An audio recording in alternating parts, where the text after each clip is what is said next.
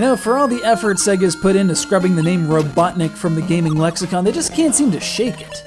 Granted, when it's jammed in the name of a game that was pretty lucrative for them back in the 16-bit age, it stands as one of the few vestiges of the ridiculously popular Puyo Puyo franchise available in the States, it's a bit harder to disavow.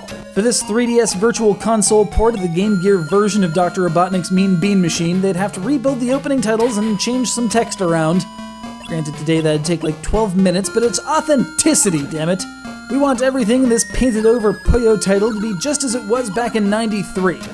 All the way down to the questionable inclusion of Scratch, Grounder, and Coconuts from that god-awful Adventures of Sonic the Hedgehog cartoon.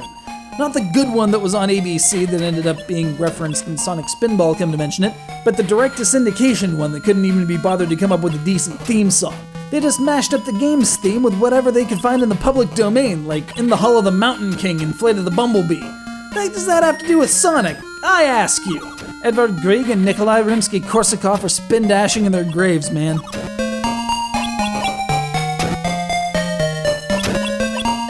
Oh yeah, the game.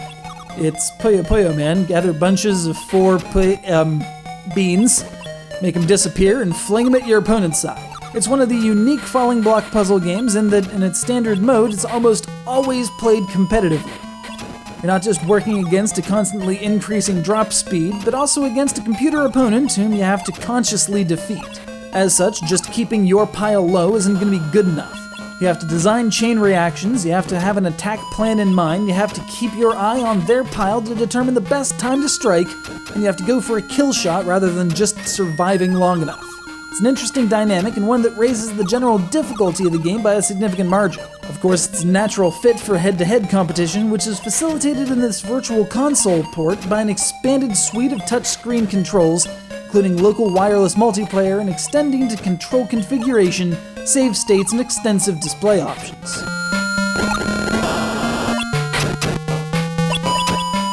In addition to the standard scenario mode, there's a puzzle mode that focuses on separate goal-based challenges, like clearing 11 beans at a time, or completely clearing the screen. Man, more games need notebook-style stages. For a portable game on a system as limited as the Game Gear, there's no difficulty in control or color recognition, a significant leg up on anything Nintendo would have been able to deliver at the time. It's all the chaos of the Genesis/Mega Drive version, just portable, as many of the best puzzle games should be.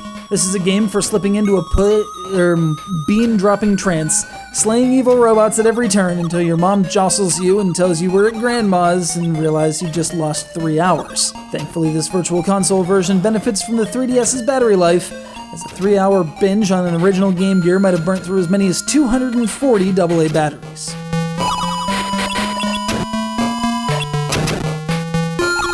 But unfortunately, the experience isn't without fault. The music, always an important part of puzzle games, as you're usually binging on them for hours, consists of about 2 tracks, and they're not really anything to write home about.